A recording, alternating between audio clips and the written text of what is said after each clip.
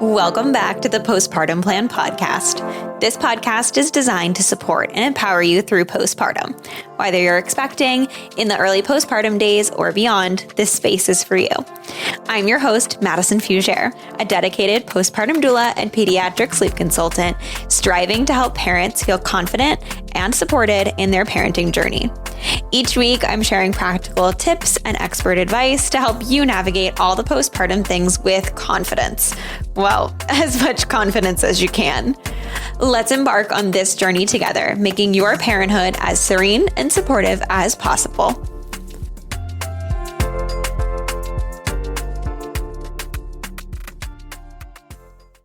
I'm super excited for today's episode. It's a little bit different than our norm, but I have Laura Brown with me, who's a board-certified women's health NP and a Menopause Society certified practitioner, as well as a coach, and she is here to join me again. We did an episode last season, but this time she is back, and we are going to be talking a little bit about postpartum symptoms and how postpartum can sometimes run right into perimenopause.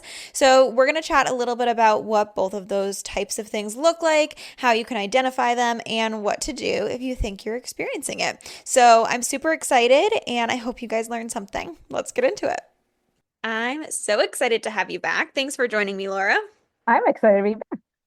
I'm excited because when we were brainstorming ideas, you brought up talking a little bit about perimenopause, which I think is such an interesting thought to bring up during this idea of the podcast, right? People don't typically think of it, but I even find the average age of the people that I'm supporting, especially as a postpartum doula, or the average age people are having babies nowadays, is getting a little bit later and later in life, and people are wanting to be a little bit more secure in what they're doing before they jump into having babies, which led us right into that idea that you were mentioning of sometimes postpartum can lead right into that perimenopause for some people. And what is that, and how do we know that's what's happening, right? Because there's so much happening. So I'm excited to chat about that. You've come on before, but do you want to give everybody a little bit of a rundown on who you are in case they didn't hear your last episode last season? Yeah, sure. So my name is Laura Brown. I'm a women's health nurse practitioner, and I am certified by the Menopause Society as a menopause practitioner, and I'm a coach. And before opening my perimenopause and menopause clinic, Sapphire Women's Healthcare, I worked in OBGYN for about 3 years, and before that in internal medicine. So I've had kind of a crazy career, but it's given me a lot of breadth and depth of knowledge. And yeah, I would say certainly working in OB-GYN, I saw a lot of women having babies much later in life than we used to, Right. and many people not understanding what the heck was going on with their body postpartum. Yeah. And then certainly no one knows what perimenopause even is. So Right, right. Well, and I think that was literally, I was brainstorming last night at 3 a.m. when I couldn't sleep. Hey, what kind of topics are we gonna how are we gonna dive into it today? Because we don't really, I used to write notes, but now we just kind of roll it off the tongue.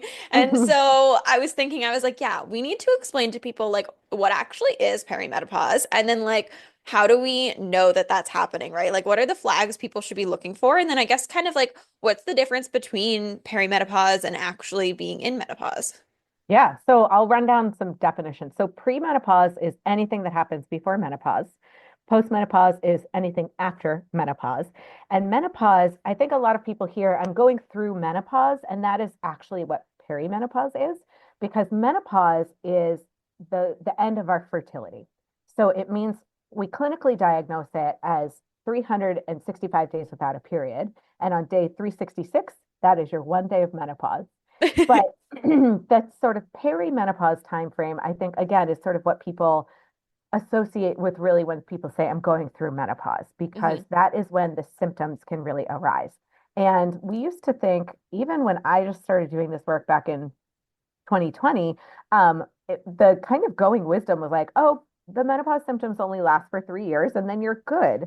Right. But we have so much evidence that says, no way, Jose. This is at least 10 years for many people leading up to that final menstrual period. But even maybe a little bit longer, certainly in the African American population, we see it Mm, last much longer. okay. On average than compared to Caucasian women. Um, and we don't totally know why that is, but there are certainly differences in how different ethnicities experience the symptoms, the sort of severity and longevity of the symptoms as well. Yeah. Um, yeah, so perimenopause, it's, and I say this all the time too to my patients, is that every woman's menopause is her own, meaning that not everyone is going to have hot flashes or insomnia, but a lot of people do. I think those are the most well known because other people can see them a lot Right. better than. They're more external. Right. Yeah, yeah. But only about 75 to 80% of women actually do get the hot flashes or night sweats. And not everyone who gets them needs to go change their shirt, every time they have one. Right. It's really a continuum of severity. But I would say that most commonly, what I see for sort of initial symptoms Hmm. are what I associate with low progesterone. So Okay. progesterone's a really calming hormone. And in the first half of our cycles, from the time we start bleeding until we ovulate, our two dominant hormones are estrogen and testosterone. And their job is basically to get conditions perfect so that we can get pregnant. So in that first half of the cycle, the estrogen is really working on the uterine lining to build up to a nice, fluffy, supportive place. And the testosterone has an effect on our libido. So it tends to make us more energized and have a higher libido. And it's just, I sort of think of both of them as excitatory, right? Like they're just Right. excited to try to get us pregnant. And then we ovulate and they both totally drop and they're like, bye, we've done what we can. We're gonna leave the party for now. And progesterone takes over. And I always call progesterone like your stoner hormone because its job is just like, guys, like, let's just see what happens. Like, we're just going to take it one step at a time. So its job is to keep everything calm. It's not trying to suppress anything, but it's just making sure that nothing else really happens.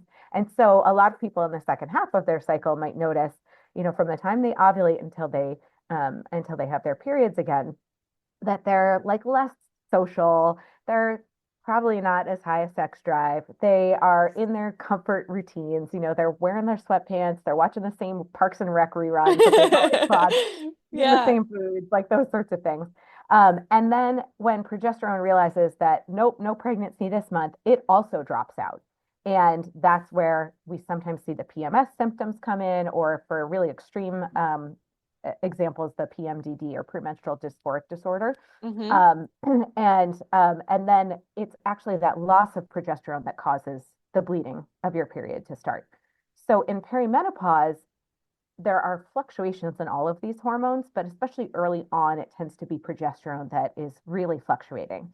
Okay. And so, where like this used to be the baseline of your progesterone, that's as low as it would drop. Now it's underneath that level. And Okay. so that's where I see a lot of the anxiety come in, the irritability. There's people Hmm. who are like, it's not that I have a short fuse, it's that I have no fuse No fuse. anymore. Right. And I've certainly experienced this. So for context, my second was born a month before I turned 35. And so average age of menopause is about 51 or 52. Now, if we say perimenopause starts about 10 years prior to that, we're looking at early 40s. But Hmm. there are people in their 30s who are going to experience these symptoms because they are likely to go through menopause a little bit earlier. Right.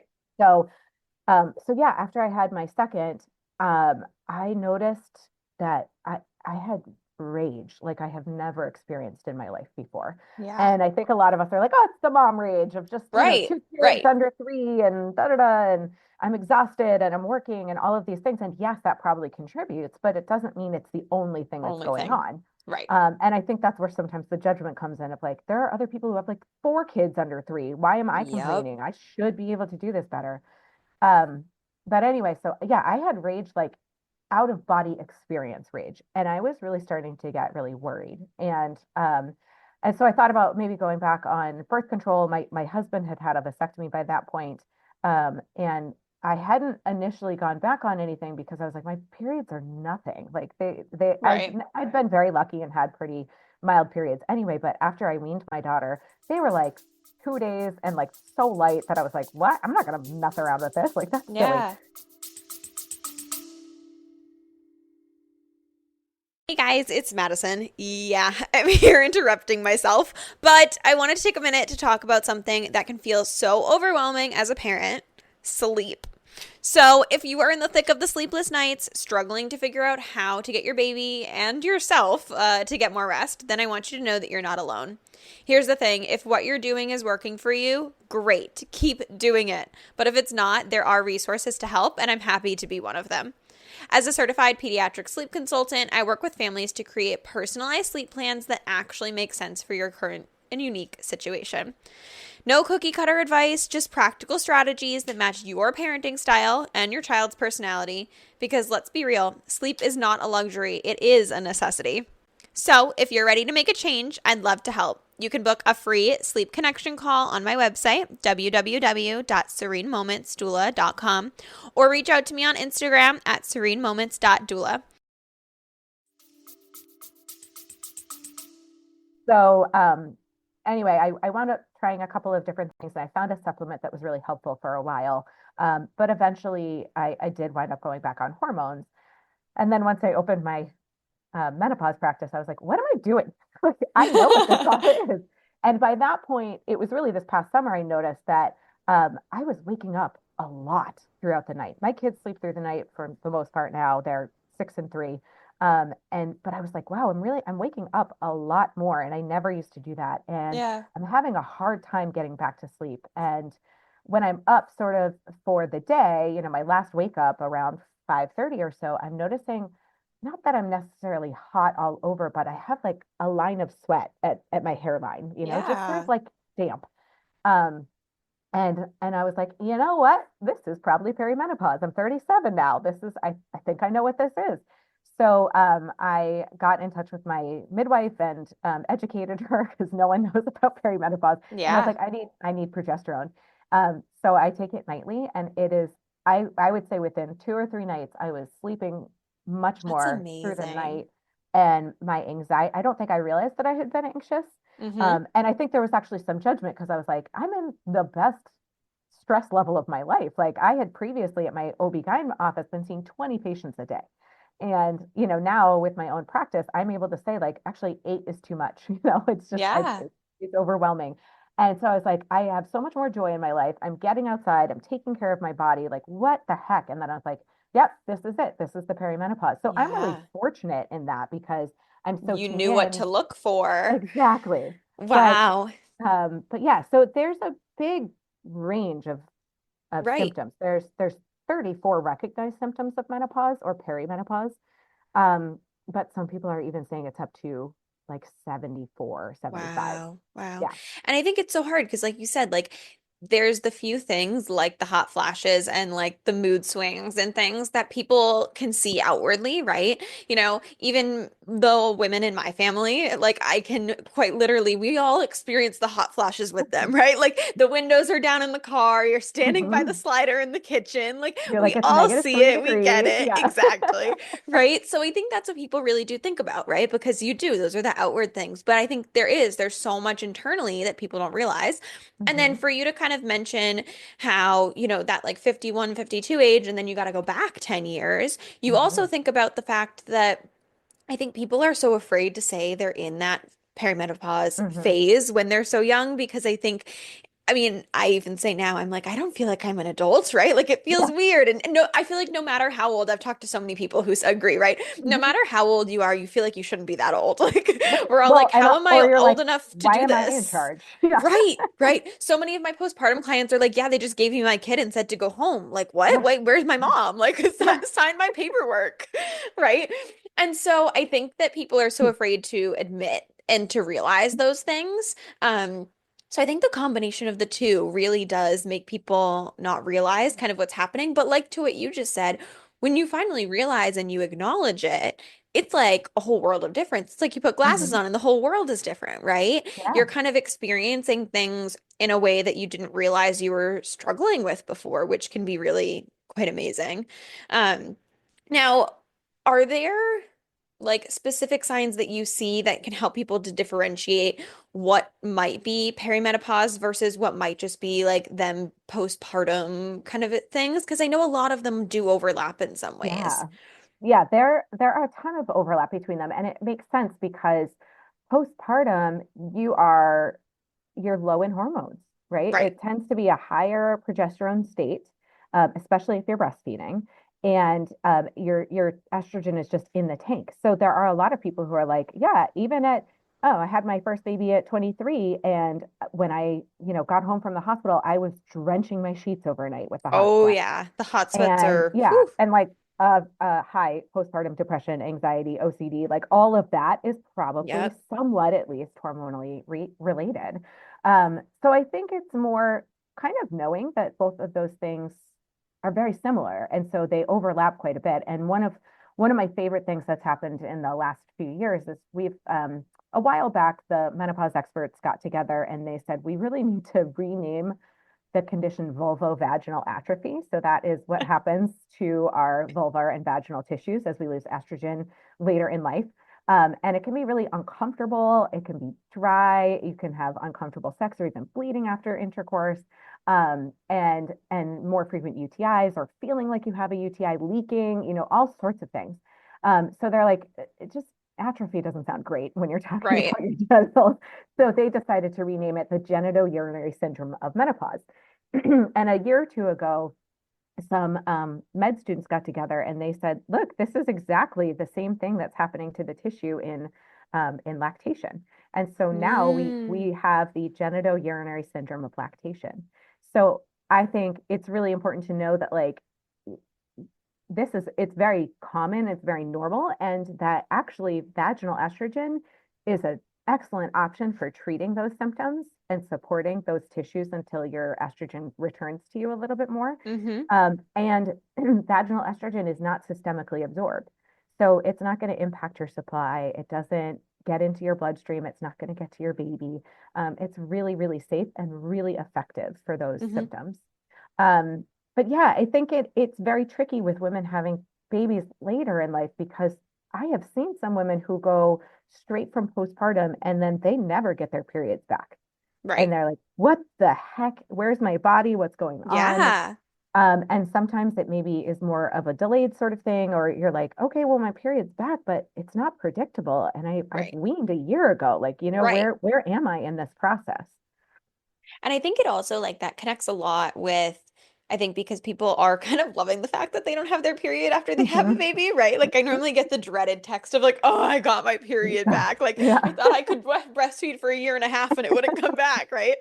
So I think the combination of that and then yeah, when it does come back, it's irregular for a little bit sometimes for some people, or it's different than it was Mhm. before, right? Like you were mentioning with your own cycle. And I think people like don't know what to expect, especially if it's your first baby or even like your subsequent babies. Like it's different every single time. Yeah. You're a Hmm. different age, right? And so yeah, I think it's hard for people to kind of know what to see, what to expect, right? So I guess my question for you would be if people have kiddos and they're experiencing this after, whether it be they can't tell if they're experiencing just like postpartum, reactions, or if they're experiencing some sort of perimenopause, what kind of things can they do to kind of either figure it out on their own or to reach out to somebody? Is there somewhere Hmm. specific they should talk to? I know you mentioned how you reached out to your midwife. Are all OB-GYNs kind of like aware Hmm. of these things, right?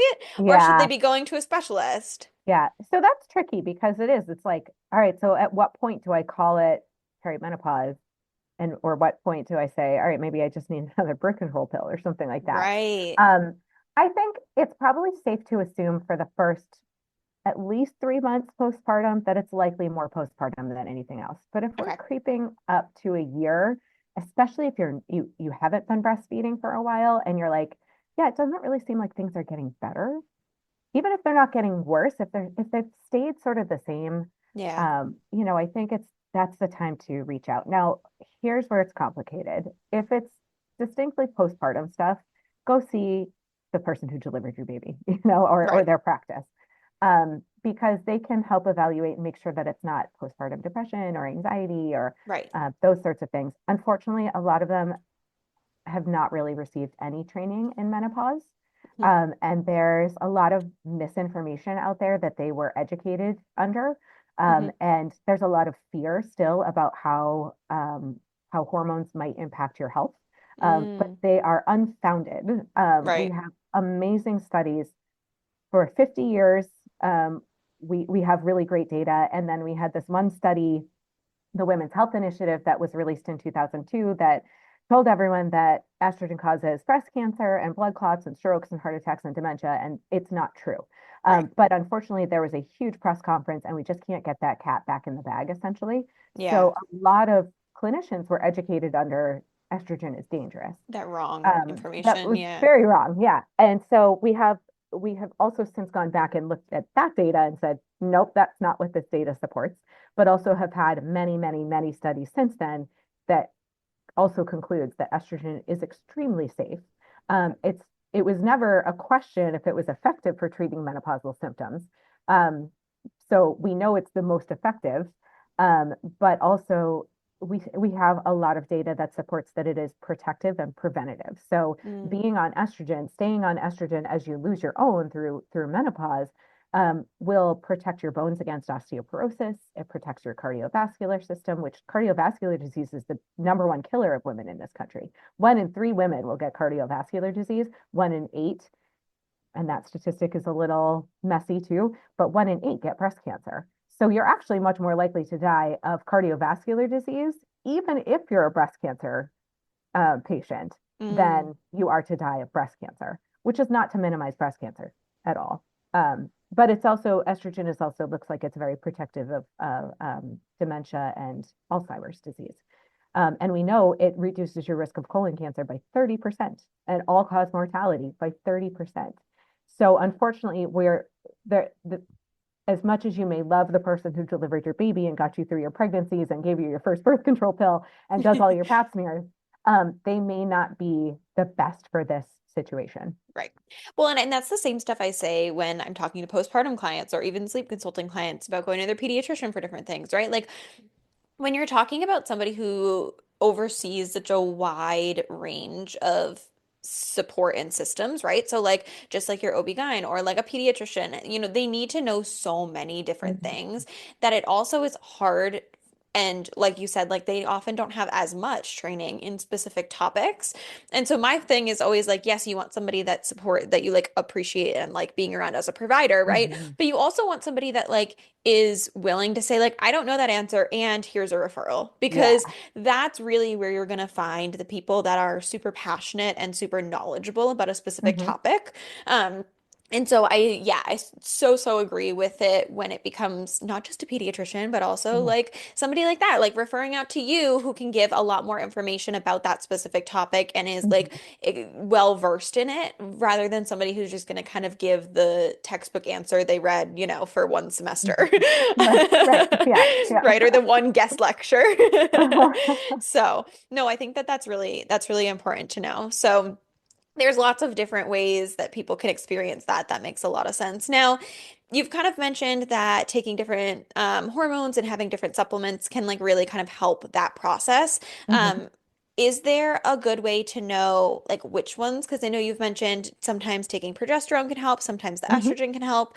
When should people be looking for these types of supplements to help them with Well, I these would things? say with the vaginal estrogen, if you are having pain with intercourse, if you are having just general vaginal dryness, like I always say, like when you're walking around in your 20s, you're never like, I know my vagina is there, right? But like when you get into perimenopause or sometimes just the postpartum stuff, you're like, yeah, like I just am aware of my vagina. But certainly if you find that you're getting a lot of UTIs or even UTI symptoms, Okay. those are probably signs of that. It is atrophy, unfortunately, if we don't address it. So that vulvovaginal atrophy or the genitourinary syndrome of either menopause or lactation. Okay. And again, unfortunately, there are going to be incredible OB-GYNs and midwives and NPs and PAs who are hesitant to give you just that local topical stuff, but it's really effective and very, very safe. So I have lots of people on it who you might be like, breast cancer survivors can be on this? People who've had blood clots, like it's not systemically absorbed, so it's really not going to do anything systemically that's scary. Hmm. So always I would start with the trusted professional that you know and like, see what they are aware of, and then it's not your job to educate anyone as a patient, Right. but you can always feel free to bring in articles or podcasts. Um, and if you're not getting the answer or the help or the care that you need and deserve, you don't have there's no law that says you can't go anywhere else, Right. right? Like Right. this is ultimately you're your best advocate and you know you best. I always say I'm a menopause expert, but I'm not an expert on you. Only Yeah. you are.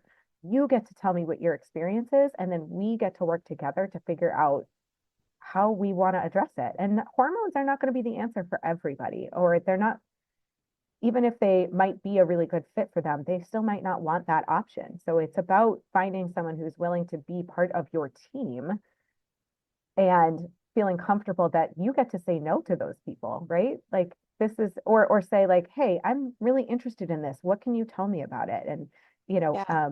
and I think, like you said, it's so important for clinicians to realize their own shortcomings and say, look, Right. I can do a lot for you, but I don't know about this thing, and you deserve to get really good care. So let me see if I can help you find somebody. And that's a good provider too. I mean, I think even like as a doula, when I first started, I used to get so butthurt by, clients declining my support or, and ended up not working with them. But then you have to also remember that like there's a provider for every type of person, right? Mhm, So then now I am a lot more about like, yeah, well, that's good that you now found somebody that matches what you're looking for or is the mhm, personality that you need. And I think the same thing goes for, the other types of support too, right? Like I can't help you with lactation support, so let me get you someone that can. Because at the mhm. end of the day, like, yes, trust your gut and you want somebody that can really give you the support that you need and you're looking for. So I think that's so important. And yes, I appreciate you sharing all the things. So yes, like Laura said, you can even bring this podcast episode to all of your hello. This is the information that you need to learn. Thank you, doctor.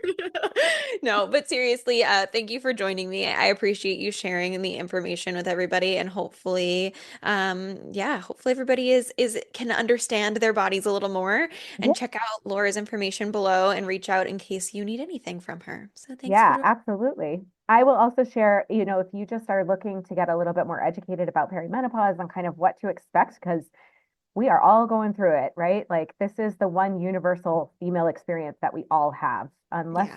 something happens to us and we don't get to our mid 50s, we are all going through menopause. So I think this is one place where we get to really be proactive, rather than reactive. And the more that we can do now, the more good habits we can put in place, like our nutrition and our exercise and our sleep and our coping mechanisms and our communities, the better we are going to be for the last third plus of our lives living without our ovaries functioning the way that they once did. So, Right. um, so some of the resources I would recommend is definitely the Menopause Society, which is just menopause.org. And then I have a whole list of resources, books, podcasts, websites, organizations, all sorts of things. So please feel free to reach out to me, and I would be so happy to share that because I just want everyone to feel like they are as clued in as I am. And so when they start Yeah. having the rage and the sweaty wake up, that Yeah. that they're like, I know what this is, or at least what it might be. And so I got to go find Laura or another menopause practitioner who can really help me dig into Yes. this and figure out what's going on, Yeah. because we all deserve it. That knowledge is so important. Yes, absolutely. I will link all of the things below so people can definitely check them out and feel more knowledgeable about your body. I love that. Yeah, awesome. Thank you so much for tuning into the Postpartum Plan podcast. I hope that today's episode brought you support, relatability, and valuable insight. Remember, you're not alone on this journey. If you enjoyed the show, please subscribe and leave a review and share with any of your prenatal and postpartum friends and family. Your feedback helps us reach more parents seeking support. And if you're looking for additional resources, please feel free to connect via Instagram at Serene Moments Doula for constant information, tips, and tricks, or check out my website, www.serenemomentsdoula.com. See you next week.